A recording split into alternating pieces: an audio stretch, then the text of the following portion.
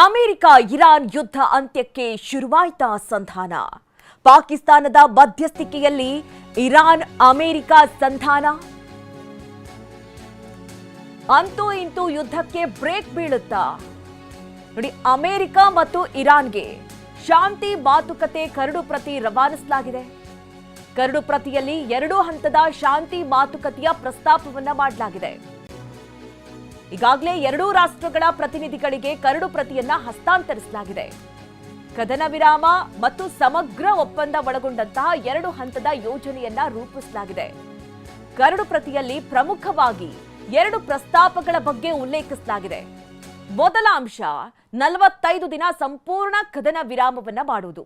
ಇನ್ನು ಎರಡನೇ ಅಂಶ ಹಾರ್ಮುಜ್ ಜಲಸಂಧಿ ಓಪನ್ ಮಾಡಬೇಕು. ಈ 2 ಅಂಶ ಇರಾನ್ ಅಮೆರಿಕಾಗೆ ಮಧ್ಯವರ್ತಿ ದೇಶಗಳು ರವಾನಿಸಿವೆ.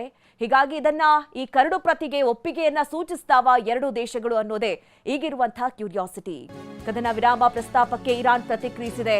ಕದನ ವಿರಾಮ ಆದ್ರೂ ಹಾರ್ಮುಜ್ ಓಪನ್ ಮಾಡಲ್ಲ, ಎರಡನೇ ಅಂಶವನ್ನ ಒಪ್ಕೊಳ್ಳೋದಿಲ್ಲ. ತಾತ್ಕಾಲಿಕ ಕದನ ವಿರಾಮಕ್ಕಾಗಿ ತೆರೆಯೋದಕ್ಕೆ ಸಾಧ್ಯವಿಲ್ಲ. ಅಮೆರಿಕ ನೀಡುವ ಗಡುವುಗಳನ್ನ ಒಪ್ಪೋದಕ್ಕೆ ಸಾಧ್ಯವಿಲ್ಲ ಅಂತ ಇರಾನ್ ಹೇಳ್ತಾ ಇದೆ. ಟ್ರಂಪ್ ವಾರ್ನಿಂಗ್ ನಡುವೆ ಉದ್ವಿಗ್ನತೆ ಶಮನಕ್ಕೆ ಬಹಳ ಕಸರತ್ತು ನಡೀತಾ ಇದೆ. ರಾಜತಾಂತ್ರಿಕ ಮಾರ್ಗದ ಮೂಲಕ ಉದ್ವಿಗ್ನತೆ ಶಮನಕ್ಕೆ ಪ್ಲಾನ್ ನಡೀತಾ ಇದೆ. ಆದ್ರೆ ಹಾರ್ಮುಜ್ ವಿಷಯದಲ್ಲಿ ತನ್ನ ಪಟ್ಟನ್ನ ಇರಾನ್ ಬಿಡ್ತಾ ಇಲ್ಲ. ನೋಡಿ, ಈ ಸಂಪೂರ್ಣ ಕದನ ವಿರಾಮ 45 ದಿನಗಳ ಕಾಲ, ಅದು ಮೊದಲ ಅಂಶ ಕರಡು ಪ್ರತಿಯಲ್ಲಿರೋದು. ಇನ್ನೊಂದು ಹಾರ್ಮುಜ್ ಜಲಸಂಧಿಯನ್ನ ಓಪನ್ ಮಾಡಬೇಕು ಅನ್ನೋದು. ಈ 2 ಅಂಶಗಳನ್ನ ಮಧ್ಯವರ್ತಿ ದೇಶಗಳು ಅಮೆರಿಕ ಹಾಗೆ ಇರಾನ್ಗೆ ರವಾನಿಸಿದೆ. ಆದ್ರೆ ಆ ಬಗ್ಗೆ ಈಗ ಇರಾನ್ ಪ್ರತಿಕ್ರಿಯೆ ಮಾಡಿದೆ. ಆದ್ರೆ ಕದನ ವಿರಾಮ ಪ್ರಸ್ತಾಪಕ್ಕೆ ಇರಾನ್ ಪ್ರತಿಕ್ರಿಯೆ ಕೊಟ್ಟಿದ್ದು ಹಾರ್ಮುಜ್ ಜಲಸಂಧಿ ಮಾತ್ರ ಓಪನ್ ಮಾಡಲ್ಲ. ನೋಡಿ, ಪಾಕಿಸ್ತಾನ ಸೇನಾ ಮುಖ್ಯಸ್ಥ ಮುನೀರ್ ಮಧ್ಯಸ್ಥಿಕೆಯಲ್ಲಿ ಈಗ ಒಂದಷ್ಟು ವಿಚಾರಗಳು ನಡೀತಾ ಇದೆ. ಅಮೆರಿಕ ಉಪಾಧ್ಯಕ್ಷರ ಜೊತೆ ಮಾತುಕತೆ, ಹಾಗೆ ಇರಾನ್ ವಿದೇಶಾಂಗ ಸಚಿವ ಅಬ್ಬಾಸ್ ಅರಗ್ವಿ ಜೊತೆ ಮಾತುಕತೆ, ಪಾಕ್ ಸೇನಾ ಮುಖ್ಯಸ್ಥ ಆಸಿಮ್ ಮುನೀರ್ ಮಧ್ಯಸ್ಥಿಕೆಯಲ್ಲಿ ಒಂದಷ್ಟು ಮಾತುಕತೆಗಳು ಕೂಡ ನಡೀತಾ ಇದೆ. ಯಾಕಂದ್ರೆ ಈಗ ಶಾಂತಿ ಅಂದ್ರೆ ಯುದ್ಧವನ್ನ ನಿಲ್ಲಿಸದೇ ಇದ್ರೆ ಮುಂದಿನ ದಿನಗಳಲ್ಲಿ ಇನ್ನಷ್ಟು ಪರಿಣಾಮವನ್ನ ಎದುರಿಸಬೇಕಾಗುತ್ತೆ. ಬರೀ ಆ 3 ದೇಶಗಳೆಲ್ಲ, ಸುತ್ತಮುತ್ತ ಇರುವಂತಹ ಎಲ್ಲಾ ದೇಶಗಳು ಮತ್ತೆ ಅಲ್ಲಿಂದ ತೈಲವನ್ನ ಸರಬರಾಜು ಮಾಡ್ಕೊಳ್ತಾ ಇದ್ದಂತಹ ಹಲವು ದೇಶಗಳು ಈಗಾಗಲೇ ಸಂಕಷ್ಟವನ್ನ ಅನುಭವಿಸ್ತಾ ಇದೆ. ಹೀಗಾಗಿ ಪಾಕ್ ಸೇನಾ ಮುಖ್ಯಸ್ಥರ ಮಧ್ಯಸ್ಥಿಕೆಯಲ್ಲಿ ಈಗ 2 ದೇಶಗಳೊಟ್ಟಿಗೆ ಮಾತುಕತೆಗೆ ಮುಂದಾಗಿರುವಂಥದ್ದು. ಈ ಬಗ್ಗೆ ಹೆಚ್ಚಿನ ಡೀಟೇಲ್ಸ್ ಅನ್ನ ನೀಡ್ತಾರೆ ನಮ್ಮ ಪ್ರತಿನಿಧಿ ಹರೀಶ್. ನೇರ ಸಂಪರ್ಕದಲ್ಲಿ ನಮ್ಮನ್ನ ಜಾಯ್ನ್ ಆಗ್ತಾ ಇದ್ದಾರೆ. ಹರೀಶ್, ನಾವು ಗಮನಿಸ್ತಾ ಇರೋ ಹಾಗೆ ಒಂದ್ ಕಡೆ ಬಹಳ ವಿಚಾರಗಳು ಮುನ್ನೆಲೆಗೆ ಬರ್ತಾ ಇದೆ. ಅಂದ್ರೆ ಈಗ ಯುದ್ಧವನ್ನ ನಿಲ್ಲಿಸಬೇಕು ಅನ್ನುವಂತಹ ವಿಚಾರದಲ್ಲಿ ಮನವೊಲಿಕೆ ಪ್ರಯತ್ನಗಳು ಬಹಳಷ್ಟು ನಡೀತಾ ಇದೆ. ಮಧ್ಯಸ್ಥಿಕೆಯಲ್ಲಿ ಹಲವು ದೇಶಗಳು ಕೂಡ ನಿರತವಾಗಿರೋದು. ಈಗ ಕರಡು ಪ್ರತಿಯನ್ನ ಕೂಡ ಕಳಿಸಿದ್ದಾರೆ ಅನ್ನುವಂತಹ ವಿಚಾರ, ಅದರಲ್ಲಿ ಏನೆಲ್ಲ ಅಂಶಗಳು ಉಲ್ಲೇಖ ಆಗಿದೆ? ಇರಾನ್ ಅದಕ್ಕೆ ಯಾವ ರೀತಿ ಪ್ರತಿಕ್ರಿಯೆಯನ್ನ ಕೊಡ್ತಾ ಇದೆ? ಹರೀಶ್. ಮಧುನಾಗರಾಜ್, ಇರಾನ್, ಇಸ್ರೇಲ್ ಹಾಗೂ ಅಮೆರಿಕ ನಡುವಿನ ಯುದ್ಧ ಶುರುವಾಗಿ 38 ದಿವಸಗಳು ಕಳೆದಿರುವಂತಹದ್ದು. ಈ 38 ದಿವಸಗಳಲ್ಲಿ ಹಾರ್ಮುಜ್ ಜಲಸಂಧಿಯನ್ನು ಓಪನ್ ಮಾಡಬೇಕು ಅನ್ನುವಂಥ ನಿಟ್ಟಿನಲ್ಲಿ ಸಾಕಷ್ಟು ಪ್ರಯತ್ನವನ್ನು ಅಮೆರಿಕ ಪಡ್ತಿರುವಂತಹದ್ದು. ಇರಾನ್ ಮೇಲೆ ಎಷ್ಟೇ ಒತ್ತಡವನ್ನು ಹೇರಿದರೂ ಕೂಡ ಇರಾನ್ ಹಾರ್ಮುಜ್ ಜಲಸಂಧಿಯ ಮೇಲಿನ ಹಿಡಿತವನ್ನು ಕಡಿಮೆ ಮಾಡ್ತಾ ಇಲ್ಲ, ಇನ್ನಷ್ಟು ಬಿಗಿಗೊಳಿಸ್ತಾ ಇರುವಂತಹದ್ದು. ಹೀಗಾಗಿ ಹಾರ್ಮುಜ್ ಜಲಸಂಧಿಯನ್ನು ಓಪನ್ ಮಾಡಲಿಕ್ಕೆ 48 ಗಂಟೆಗಳ ಗಡುವನ್ನು ಇರಾನ್ಗೆ ಕೊಟ್ಟಿದ್ದಂಥದ್ದು. ಈಗ ಆ ಗಡುವು ಮುಗಿಯೋದಕ್ಕೆ ಕೆಲವು ಗಂಟೆಗಳು ಉಳಿದಿರುವಂತಹದ್ದು. ಹೀಗಾಗಿ ಆ ಗಡುವನ್ನು ಪೂರೈಸಲೇ ಇದ್ರೆ ಇರಾನ್ ಒಪ್ಪಂದಕ್ಕೆ ಬರದೇ ಇದ್ರೆ ಇರಾನ್ ಮೇಲೆ ಅತ್ಯಂತ ದೊಡ್ಡ ದಾಳಿಯನ್ನ ಮಾಡ್ತೀವಿ ಅನ್ನುವಂಥದ್ದನ್ನ ಅಮೆರಿಕ ಅಧ್ಯಕ್ಷ ಡೊನಾಲ್ಡ್ ಟ್ರಂಪ್ ಅವರು ಎಚ್ಚರಿಕೆಯನ್ನು ಕೊಟ್ಟಿದ್ರು. ಅದು ಎಂಥ ದಾಳಿ ಆಗಿರುತ್ತೆ ಅಂದರೆ ದೊಡ್ಡ ಸೇತುವೆಗಳು, ವಿದ್ಯುತ್ ಘಟಕಗಳನ್ನು ಗುರಿಯಾಗಿರಿಸಿಕೊಂಡು ಅಮೆರಿಕ ದಾಳಿಯನ್ನ ಮಾಡುತ್ತೆ ಅನ್ನುವಂಥ ಎಚ್ಚರಿಕೆಯನ್ನು ಕೊಟ್ಟಿದ್ರು. ಹೀಗಾಗಿ ಈ ಒಂದು ಕೆಲವು ಗಂಟೆಗಳು ಮುಗಿಯೋದರ ಒಳಗಾಗಿ ಹೇಗಾದ್ರೂ ಮಾಡಿ ಇರಾನ್ ಹಾಗೂ ಅಮೆರಿಕ ನಡುವೆ ಮಾತುಕತೆಯನ್ನ ಮಾಡಬೇಕು, ರಾಜತಾಂತ್ರಿಕ ಮಾತುಕತೆಗಳ ಮೂಲಕ ಈ ಒಂದು ಶಾಂತಿ ಒಪ್ಪಂದಕ್ಕೆ ಬರಬೇಕು ಅನ್ನುವಂಥ ನಿಟ್ಟಿನಲ್ಲಿ ಅನೇಕ ದೇಶಗಳು ಪ್ರಯತ್ನವನ್ನು ಮಾಡ್ತಿರುವಂತಹದ್ದು.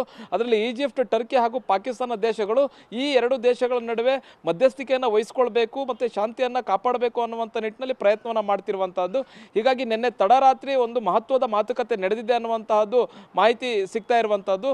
ಅದರಲ್ಲೂ ಮುಖ್ಯವಾಗಿ ಪಾಕಿಸ್ತಾನದ ಸೇನಾ ಮುಖ್ಯಸ್ಥರಾಗಿರುತ್ತ ಆಸಿಫ್ ಮುನೀರ್ ಈತನ ನೇತೃತ್ವದಲ್ಲಿ ಇರಾನ್ನ ಹಾಗೂ ಅಮೆರಿಕದ ಪ್ರತಿನಿಧಿಗಳು ಭಾಗಿಯಾಗಿದ್ರು ಅನ್ನುವಂಥ ಮಾಹಿತಿ ಸಿಗ್ತಾ ಇದೆ. ಮತ್ತು ಎರಡೂ ದೇಶಗಳಿಗೂ ಕೂಡ ಕರಡು ಪ್ರತಿಗಳನ್ನು ರವಾನಿಸಲಾಗಿದೆ. ಅಂದರೆ ಒಪ್ಪಂದ ಏನಾಗಿರಬೇಕು ಅನ್ನುವಂಥ ನಿಟ್ಟಿನಲ್ಲಿ ಬಹುಮುಖ್ಯವಾಗಿ ಎರಡು ಹಂತದ ಒಪ್ಪಂದ ಮಾಡಿಕೊಳ್ಬೇಕು ಅನ್ನುವಂಥ ನಿಟ್ಟಿನಲ್ಲಿ ಕರಡನ್ನು ಸಿದ್ಧಪಡಿಸಲಾಗಿದೆ.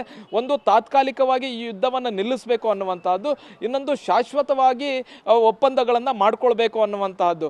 ಆದರೆ ಈಗ ತಾತ್ಕಾಲಿಕವಾಗಿ ಒಪ್ಪಂದ ಏನು ಶಾಂತಿ ಮಾತುಕತೆಗೆ ಬರಬೇಕು ಅಂತಂದ್ರೆ ಹರ್ಮುಜ್ ಜಲಸಂಧಿಯನ್ನು ಓಪನ್ ಮಾಡಬೇಕು ಅನ್ನುವಂಥ ನಿಟ್ಟಿನಲ್ಲೂ ಕೂಡ ಕರಡಿನಲ್ಲಿ ಬರೆಯಲಾಗಿದೆ. ಇದಕ್ಕೆ ಈಗ ಇರಾನ್ ಒಪ್ತಾ ಇಲ್ಲ.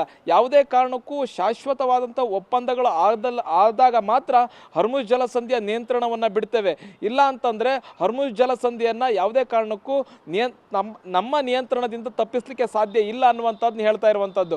ಜೊತೆಗೆ ಅಮೆರಿಕ ಅಧ್ಯಕ್ಷರು ಪದೇ ಪದೇ ಇರಾನ್ಗೆ ಯಾವುದೇ ರೀತಿಯಾದಂತಹ ಗಡುವುಗಳನ್ನು ವಿಧಿಸಬಾರ್ದು, ಈ ಗಡುವುಗಳನ್ನು ಕೂಡ ನಾವು ಒಪ್ಪೋದಿಲ್ಲ ಅನ್ನುವಂಥದ್ದನ್ನು ಈಗ ಇರಾನ್ ಈಗ ಕರಡಿಗೆ ಹೇಳಿರುವಂತಹದ್ದು. ಬಹು ಮುಖ್ಯವಾಗಿ ಈಗ ಕರಡು ಪ್ರತಿಗಳು ರೆಡಿ ಆಗಿದೆ, ಎರಡೂ ದೇಶಕ್ಕೂ ಕೂಡ ರವಾನೆ ಆಗಿರುವಂತಹದ್ದು. ಮೊದಲ ಹಂತದಲ್ಲಿ 45 ದಿವಸಗಳ ಕಾಲ ಒಂದು ಸೀಸ್ ಫೈರ್ ಆಗಬೇಕು ಅನ್ನುವಂಥದ್ದು. ಅಂದರೆ ಯಾವುದೇ ದಾಳಿ ಪ್ರತಿ ದಾಳಿಗಳು ಇನ್ನು 45 ದಿವಸಗಳಲ್ಲಿ ನಡೀಬಾರ್ದು. ಈ 45 ದಿವಸಗಳ ಕಾಲಾವಧಿ ಏನಿದೆ ಇದರಲ್ಲಿ ಅಮೆರಿಕ ಹಾಗೂ ಇರಾನ್ ನಡುವೆ ಒಂದು ಶಾಶ್ವತವಾದಂತಹ ಒಂದು ಒಪ್ಪಂದವನ್ನು ರೆಡಿ ಮಾಡಬೇಕು. ಅದಕ್ಕೆ ಎರಡೂ ದೇಶಗಳು ಕೂಡ ಒಪ್ಕೋಬೇಕು ಅನ್ನುವಂಥ ನಿಟ್ಟಿನಲ್ಲಿ ಕರಡನ್ನು ರೆಡಿ ಮಾಡಿರುವಂತಹದ್ದು. ಈಗ ಮೊದಲಿಗೆ ಈಗ ಈ ಕರಡಿಗೆ ಇರಾನ್ ವಿರೋಧವನ್ನು ವ್ಯಕ್ತಪಡಿಸಿದೆ. ಹರ್ಮುಜ್ ಜಲಸಂಧಿಯನ್ನು ಯಾವುದೇ ಕಾರಣಕ್ಕೂ ನಿಯಂತ್ರಣದಿಂದ ನಮ್ಮ ನಿಯಂತ್ರಣದಿಂದ ತಪ್ಪಿಸಲಿಕ್ಕೆ ಸಾಧ್ಯ ಇಲ್ಲ. ಮತ್ತು ಈಗ ಯಾವ ರೀತಿ ಪರಿಸ್ಥಿತಿ ಇದೆ ಇದೇ ರೀತಿ ಯಥಾಸ್ಥಿತಿ ಮುಂದುವರಿಯುತ್ತೆ ಅನ್ನುವಂಥದ್ದು. ಮತ್ತು ಅಮೆರಿಕ ಪದೇ ಪದೇ ಇಂಥ ಗಡುವುಗಳನ್ನು ಇರಾನ್ಗೆ ವಿಧಿಸಬಾರ್ದು ಅನ್ನುವಂಥ ಎಚ್ಚರಿಕೆಯನ್ನು ಕೂಡ ಈಗ ಇರಾನ್ ಅಮೆರಿಕಕ್ಕೆ ಕೊಟ್ಟಿರುವಂತಹದ್ದು. ಇದರ ಮಧ್ಯೆ ಆಸಿಫ್ ಮುನೀರ್ ಯಾಕೆ ಈ ಮಧ್ಯಪ್ರವೇಶ ಮಾಡಬೇಕಾಯಿತು, ಇಲ್ಲಿ ಆಸಿಫ್ ಮುನೀರ್ ಮಧ್ಯಪ್ರವೇಶ ಮಾಡುವಂತಹ ಪ್ರಾಮುಖ್ಯತೆ ಏನು ಅನ್ನುವಂಥದ್ದು ನೋಡೋದಾದ್ರೆ, ಆಸಿಫ್ ಮುನೀರ್ ಹಾಗೂ ಡೊನಾಲ್ಡ್ ಟ್ರಂಪ್ ಇಬ್ಬರು ಪುತ್ರರ ನಡುವೆ ಈ ಹಿಂದೆ ಒಂದು ಒಪ್ಪಂದ ಆಗಿತ್ತು ಪಾಕಿಸ್ತಾನದಲ್ಲಿ. ಹೀಗಾಗಿ ವ್ಯಾವಹಾರಿಕ ಒಪ್ಪಂದ ಇರೋದ್ರಿಂದ ಈ ಒಂದು ಮಾತುಕತೆ ಮಹತ್ವ ಪಡೆಯಬಹುದು ಅಥವಾ ಟ್ರಂಪ್ ಅವರನ್ನು ಒಪ್ಪಿಸಲಿಕ್ಕೆ ಇದು ಸಹಾಯಕ ಆಗ್ಬೋದು ಅನ್ನುವಂಥ ನಿಟ್ಟಿನಲ್ಲಿ ಚರ್ಚೆಗಳು ನಡೀತಾ ಇದೆ. ಮಧು ನಾಗರಾಜ್, ಥ್ಯಾಂಕ್ ಯು ನಿಮ್ಮೆಲ್ಲ ಡೀಟೇಲ್ಸ್ಗಾಗಿ.